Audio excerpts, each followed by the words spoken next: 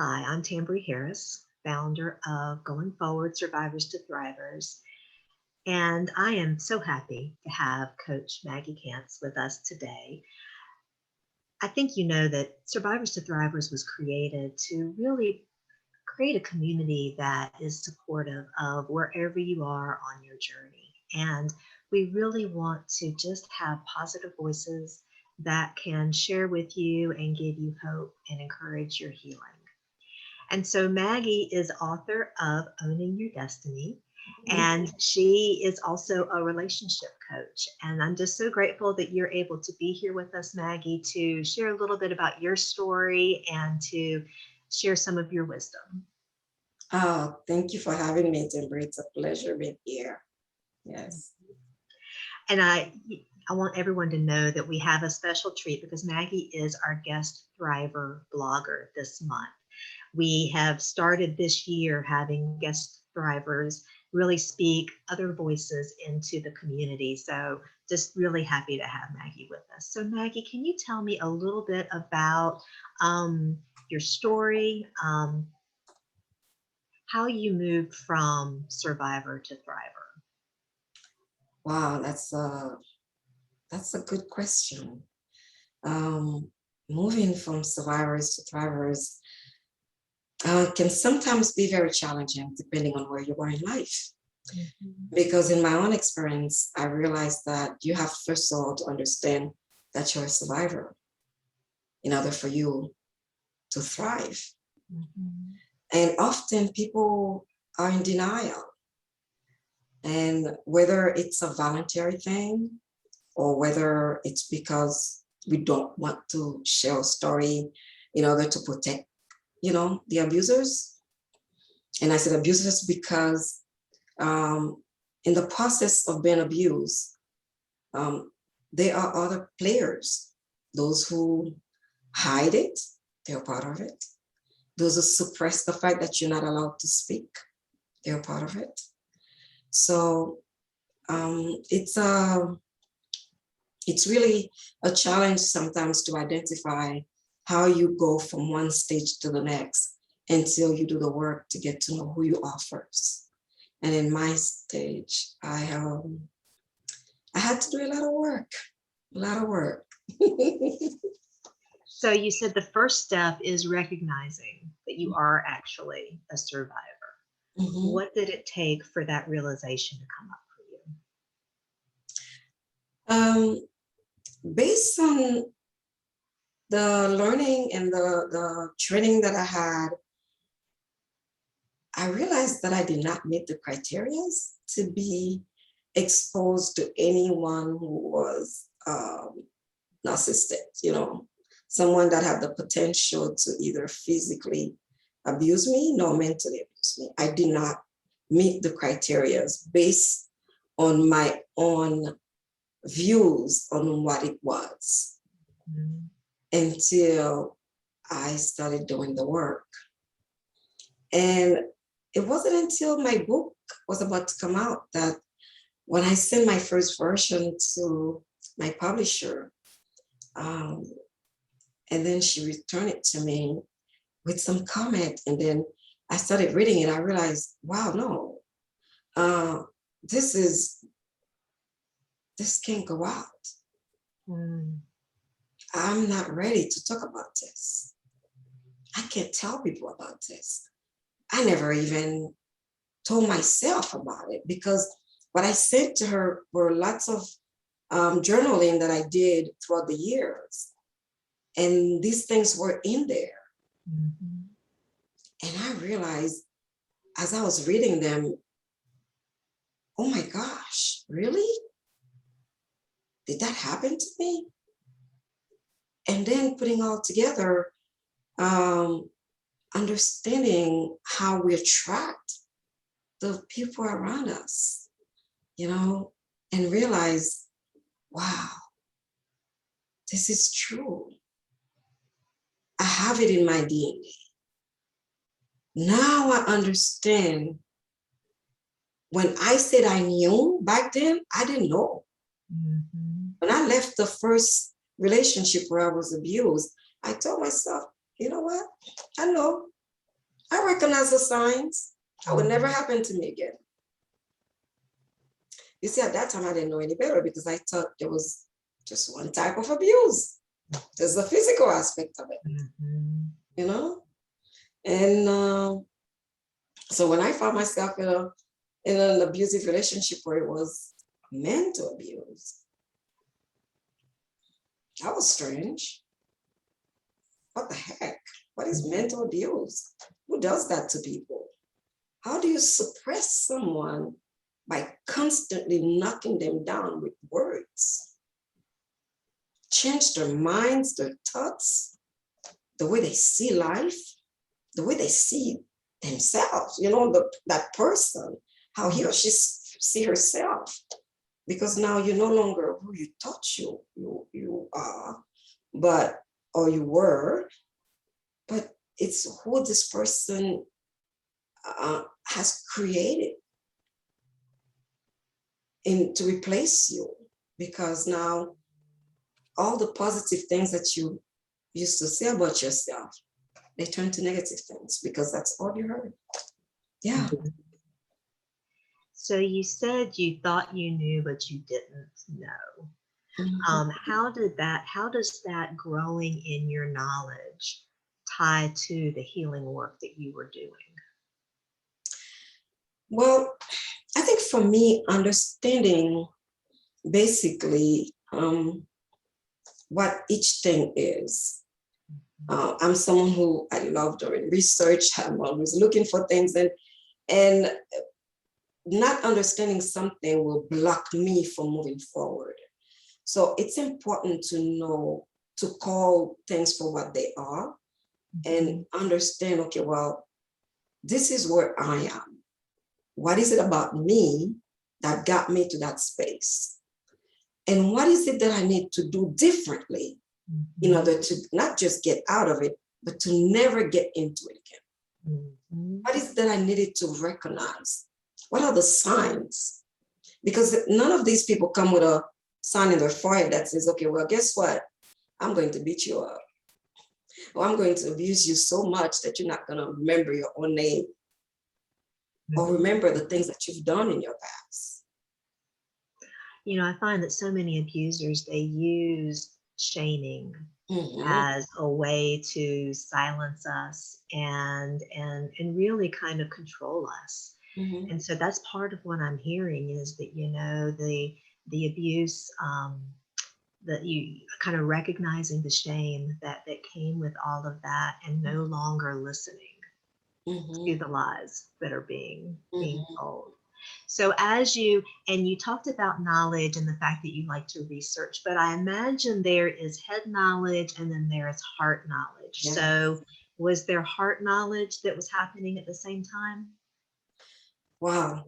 Actually, without the heart knowledge, I wouldn't have been able to really complete everything because in my coaching practice, I use the holistic approach, which is body, mind, and spirit.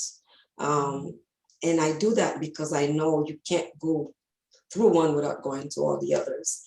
And it kind of brings you back to a full circle when you understand that everything is related. And when you work on yourself, when you are not afraid to go and put your heart out to a coach or a counselor, that takes a lot of courage to do. So I know sometimes people don't want to do it, but when you finally have the strength and the courage to do it, it can transform your life.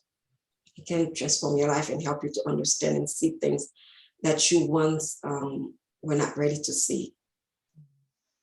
So what were some of the things that you felt like helped you move into thriving? That's a nice question. It came to me when I got into acceptance. Okay. Acceptance is one of the hardest things, even when we are grieving, they always tell us we have to go to the 5 stages, and the last one is acceptance. Yes. Accepting that this is what my life was, and I don't want to feel the shame anymore because I needed to accept who I am. Because for years, I work for the airlines for 27 years. So, I mean, you have to put on your good face to go to work, put on a pretty smile and be jolly all the time. People that work next to me, people who work with me, didn't know any of the things that I was going through. Because I used to come with a big smile on my face every day to work. And it's accepting that this is my life. And there's going to be a shift from today on.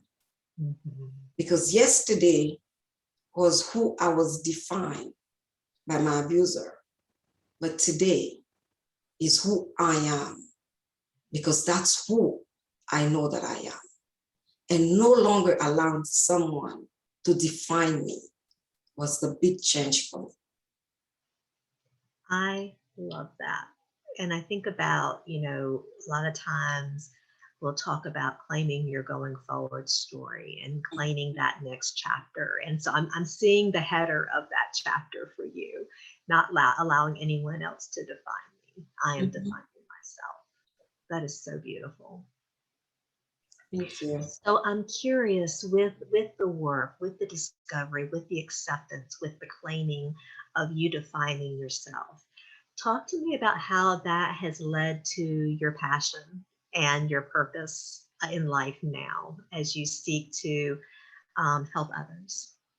Yeah, definitely. Well, I'm a social worker by profession, so I'm used to help clients and connect them to resources and give to them, pour into them as well. And in this journey of discovering myself, I decided to make time for me and really start loving myself. And not just saying it, okay, I love myself. Because often I meet clients, say, yeah, I practice self-love. I go shopping all the time and I do this, Yeah, that's self-love. But it's deeper than that. It's really getting to know who you are as a person and start treating yourself the way you deserve to be treated. And in the process, showing others how to treat you. And to me, that was the beginning of the transformation in my life.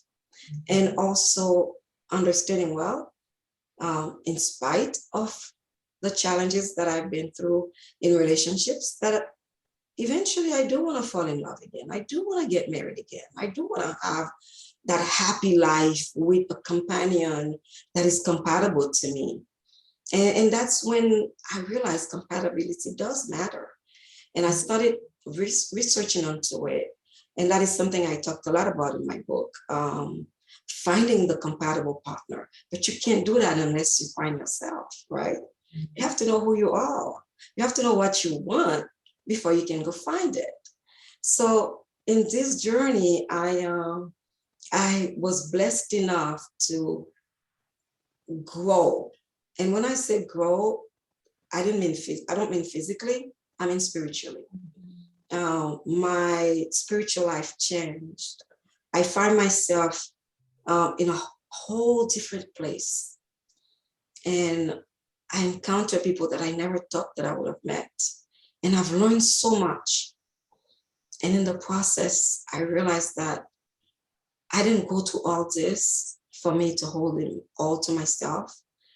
I needed to share my story. And I know, yes, I can stand on a stage and talk and tell people about it, but I also wanted to create that one-on-one with people, small groups, where I can really work with someone and guide them to the journey and explain to them, okay, that's what happened, in that moment. Because I have clients, actually this morning I had a client who called me and said to me, well, this is what my husband does. I don't understand why he does that. And there's a technique for everything in life.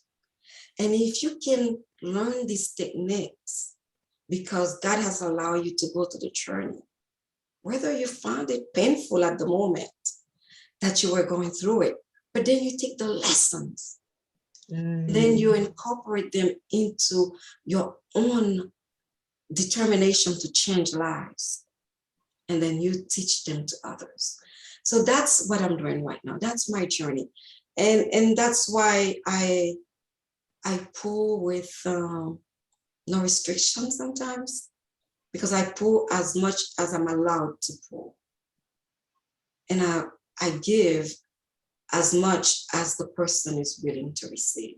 Because what I understand is that when someone asks, it's because they're ready to receive. So my job is not to limit how much I'm going to give them, because what's given to me was not measured. So I give the same way. Well, you talked about some, you didn't use the word practices, but one thing I know you talk about are 3 steps. You talk about forgiveness, Yes. and rebuild. Can you just give us, I know that that's something you explain even more deeply in your Yes. book and talks, but can you just give us a little sense of what those 3 steps mean to you? Actually, at this stage in my life, they mean something a little bit different. But back then, when I wrote them, forgiveness to me was don't hold any grudge because someone did something to you. Let it be. You don't have to forget what happened, but you don't want to hold on to the fire in your hands and say, well, I'm going to burn you. See, because it doesn't work. So the forgiveness is never for the other person. It has to do with you understanding, okay, well, you know what? I'm in a good place right now. And whatever happened in the past, they're just learning lessons that I'm going to incorporate in everything else that I do in life. And I'm going to forgive this person for what I told myself they did to me. Okay, that's for me. So it's all about you, what you told yourself was done to you. So you release it, okay, you forgive, okay. But then you don't need to forget, because you need to remember in order for you to know how to move forward. Yeah, and that's part also of the release, to the forgiveness, then you release. And I think the last thing was, that's the release, yes. There was one more thing that you mentioned, rebuild. And in the rebuilding aspect of it's just putting your anchors together, trying to find out who are the people that you want in your life, because you cannot rebuild alone. You need support to find the people around you. And again, that's when we talk about community, we often talk about that, because that's, and that's another reason that we're here today, because this is a process of rebuilding, putting the community together. Allow all of you guys who are watching this video and listening to us, to this conversation, to let you guys know also, this is your community. Because if you're taking time to listen, it's because you're connecting with us. So you understand what we're saying. You may have your own story that you're not ready to share, and that's okay. But at the end, this is your community. And that's where we all meet. Yes. Maggie, that's exactly what I was thinking. When you were talking about that, I thought, what a beautiful way to end, because that is both your and mine intention, is to really build community, build tribe, and support others who, may be in different places on their journey, but are seeking to travel that journey, and we're here with you to cheer you on as you go. So are there any last parting thoughts you'd like to share? Yes, I mean, for those of you who have read my book, I appreciate it. But if you have not read my book, I'm going to show it to you, and I'm going to encourage you guys to download it from Amazon. And the reason that it's called Overcoming Toxic Relationships and Finding True Love, it's because that's exactly what happened during my journey. Remember, I said I was determined to find love regardless of the inconveniences that I encountered throughout my journey. And in that process, I was able to create my Adam. And if you want to know more about it, you can go to chapter 9 on my book, and you will see how the journey started. And I am so thankful that God has inspired me to um, take a step forward and knowing, okay, it's not going to be easy every single day, but as you keep doing it, it gets easier and easier. And love is possible. If just because you find yourself in a toxic relationship, don't deny yourself from finding true love. Because if that is your goal, it's there for you. Yes. Thank you so much for sharing with us today and just being an encourager, being your beautiful self and being an encourager and being part of our tribe and sharing yourself in our blog as well. So thank you so much, Coach Maggie. We greatly appreciate you. Thank you. It's been my pleasure. Thank you for having me. Everyone have a great day.